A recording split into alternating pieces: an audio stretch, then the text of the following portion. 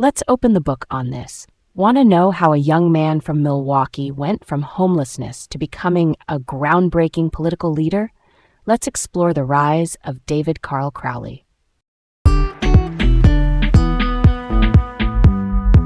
Hey everyone, I'm Garrett, feeling excited today to dive into this inspiring story. And I'm Leah, ready to take you on this journey. Welcome to Laid Back Learning with Leah and Garrett. Today we're talking about David Crowley, a trailblazing politician from Wisconsin who broke barriers as the first African American and the youngest person elected Milwaukee County executive. His path winds from tough beginnings to county leadership, and now he's the Democratic nominee for governor of Wisconsin. I remember reading about his swearing-in during the pandemic. It happened right in his front yard because of gathering restrictions. Simple setting, big moment. It kind of captured the urgency of that time. And honestly, the humility too. Like day one, sleeves rolled up, get to work. Let's set the scene a bit.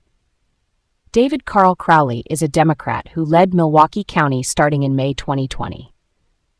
The Milwaukee County Executive is the chief elected official who oversees county operations and a roughly $1.4 billion budget, covering things like public health, human services, transit, parks, courts, and corrections.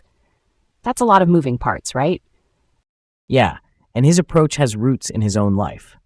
He grew up on Milwaukee's north side and dealt with housing instability, including homelessness at age 10.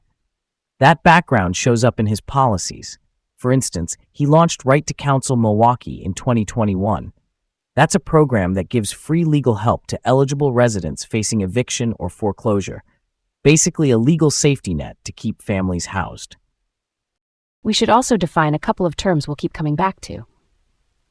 A local sales tax add-on is an extra percentage tacked onto purchases that a local government can charge if state law allows it. It funds services like transit and parks. And when we say opioid settlement funds, we mean dollars that governments receive from legal settlements with opioid manufacturers and distributors, used for treatment, prevention, and harm reduction. Perfect setup. Also, one more quick tool definition before we zoom out. Naloxone is a medication that reverses an opioid overdose, and fentanyl test strips let people check drugs for fentanyl to reduce risk. Those show up in one of his county initiatives later, and not gonna lie, that's pretty innovative from a public health angle. All right, here's where we begin. Early days first. David Crowley was born in Milwaukee in May 1986. His childhood included serious instability tied to his parents' addiction. He lost housing at age 10 and went through multiple evictions before finishing high school. That's a lot for a kid to carry, and it explains why housing security is such a through line in his work. He graduates from Bayview High School and later attends the University of Wisconsin-Milwaukee, on and off. He balances school with community organizing. That's where mentors matter. Reggie and Charlene Moore, two respected Milwaukee organizers, helped guide him through a youth group called Urban Underground, which builds youth leadership around civic issues. That pipeline sets him up for hands-on public work. And then there's Public Allies, a national leadership program focused on community service, and Project Return, a Milwaukee nonprofit that helps people re-enter the community after incarceration. Crowley's involvement in those spaces puts him right at the intersection of justice, housing, and health, which later shows up in his policy focus on re-entry and harm reduction. By 2010, while in college, he took his first big step into politics. He worked on Russ Feingold's U.S. Senate re-election campaign. Feingold is a former Democratic senator from Wisconsin known for campaign finance reform. The campaign gave Crowley statewide exposure to field organizing and coalition building, even though Feingold lost that year. After the election, he becomes a legislative aide to Nikia Harris Dodd, who's then a Milwaukee County supervisor and later a Wisconsin state senator. That job is like a crash course in how county government really works: budgets, constituent cases, and the nuts and bolts of policy language. It's an inside view that you can't get from textbooks alone. When Harris Dodd moved to the state Senate in 2012, Crowley followed as her policy director. That's where you learn how bills are built. He drafted legislation, navigated committees, and figured out which levers actually move. Not gonna lie, that's where you realize why state decisions shape local capacity. Quick why from me. Why does that capital experience matter so much later for him at the county level? Because the state sets a lot of the rules of the game. Funding formulas, tax authority, what counties can and can't do. If you've seen those gears turn, you're better at negotiating across city, county, and state lines. That shows up big time in how he later secures new revenue authority for Milwaukee County. Moving to his rise and some setbacks. In early 2016, he ran for a seat on the Milwaukee Common Council, which is the city's legislative body. He lost in the primary, finishing third. But here's the twist. State Representative LaTonya Johnson decided to run for the state Senate after Nakia Harris Dodd stepped away from that seat, leaving the Assembly's 17th district open. Crowley pivoted quickly and jumped into that race. And the pivot paid off. He won the August 2016 Democratic primary with about 56%. Then he was unopposed in the November general, and in January 2017, he was sworn in as a state assembly member. He got re-elected in 2018.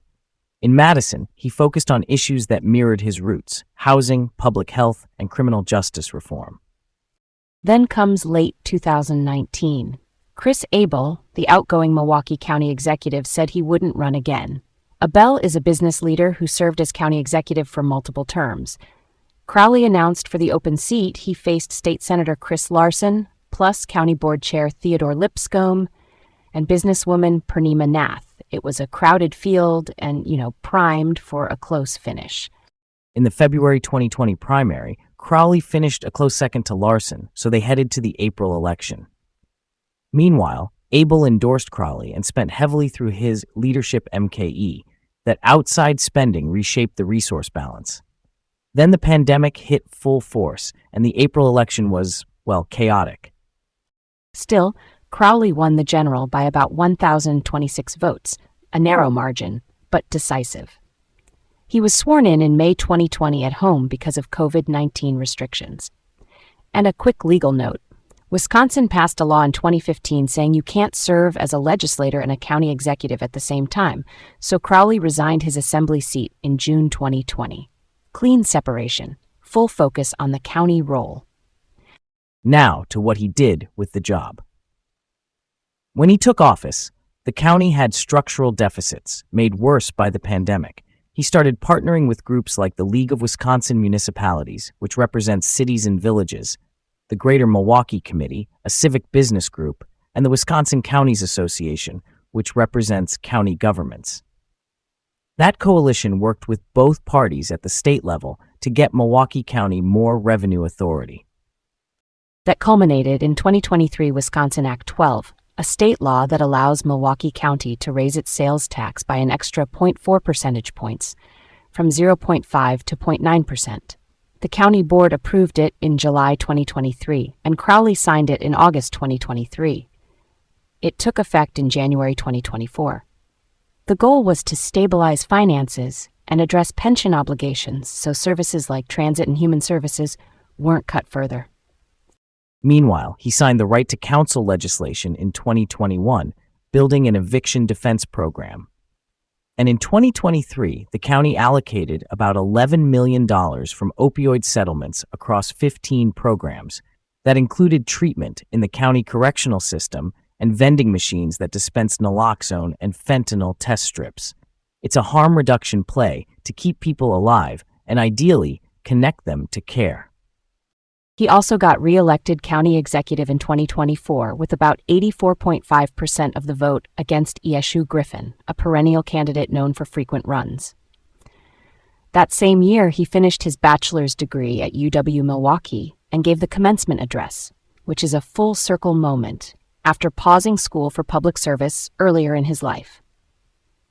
In 2025, he signed Milwaukee County's Climate Action 2050 plan, aiming for net zero emissions from county operations by 2050. Quick definition: net zero means balancing the greenhouse gases you emit with what you remove or offset. For a county, that's fleets, buildings, energy use, and resilience planning over many budgets. That's pretty ambitious at the county level, right? Then 2026 turned into a political roller coaster. He's running for governor. At first, polls were low.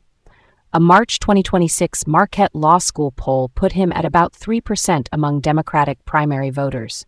That's a statewide public opinion survey, by the way.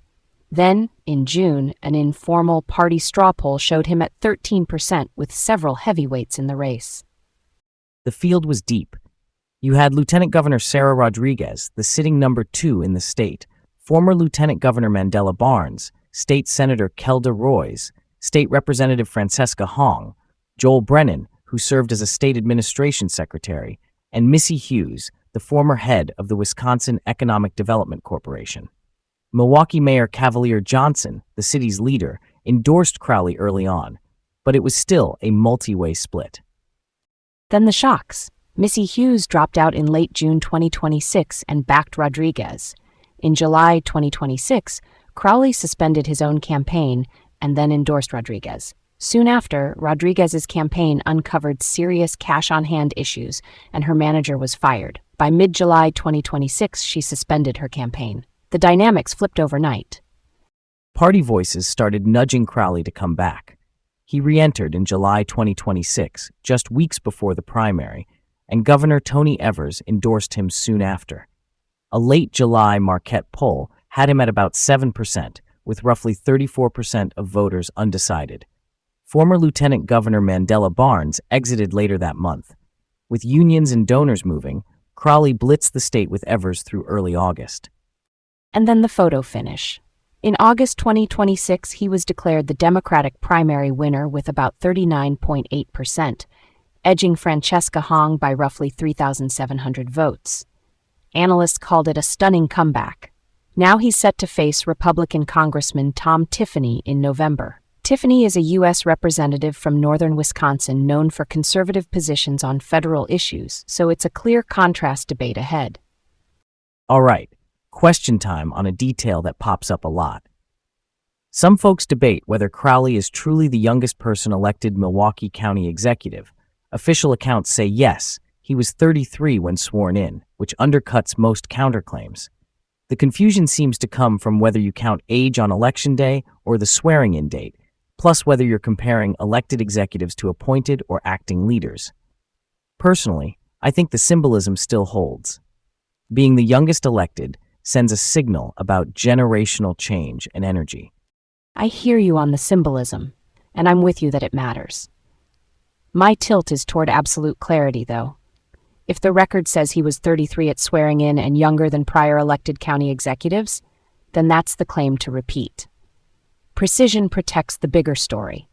It keeps the focus on his concrete actions, like stabilizing the budget and reducing evictions, rather than letting a technicality become a distraction. Totally fair. And in practice, the age piece also shapes perception. Younger leaders often get read as change agents, more open to long-horizon plays, like that net zero plan. I'm not saying older leaders don't do that. I'm saying the narrative frame shifts, and for a county grappling with legacy costs like pensions, having someone who sells both stability and forward motion is, a valuable combo. And that's why nailing the factual record helps his legacy.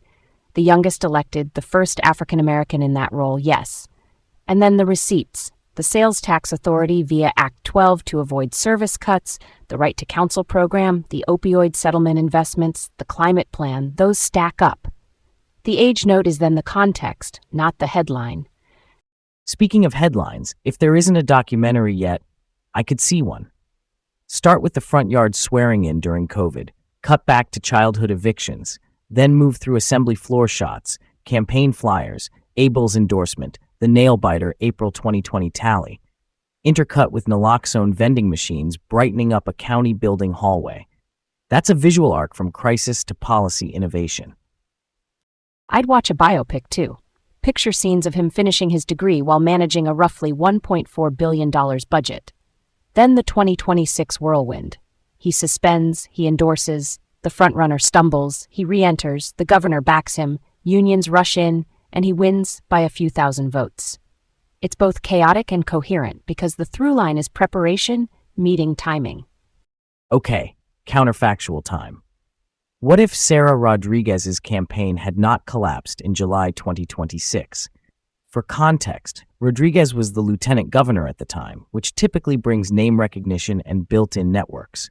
If her finances had been solid, I think Crowley likely stayed out after suspending and endorsing her. Unions and donors would have kept consolidating around her, and the undecided voters might have broken differently. The August map could have looked a lot less volatile. I see that, and I'd add a policy angle. Without Crowley re-entering, the primary might have elevated a different mix of issues. Maybe less emphasis on county-rooted fixes like eviction defense and opioid harm reduction, and more on statewide administrative capacity given Rodriguez's background as lieutenant governor. Representation shifts too. Crowley's life story puts a spotlight on housing instability and re-entry services. Without that on the ballot, the conversation changes tone and texture. And the general election dynamic shifts. Instead of a county executive with a record on stabilizing pensions and launching a climate plan, you'd have a different resume at the top of the ticket. Maybe the contrast with Congressman Tom Tiffany would center on a different set of debates. Hard to say which matchup is stronger, but the coalition math, especially in Milwaukee and among unions, probably wouldn't have realigned the same way it did for Crowley in those final weeks. Either way, it shows how small timing shocks can swing big outcomes. A funding misstep here, a re-entry there, and suddenly undecided voters and ground game become the whole story. What a twist, right? Thanks for joining on this inspiring exploration of leadership and resilience. Stay curious and keep learning, everyone.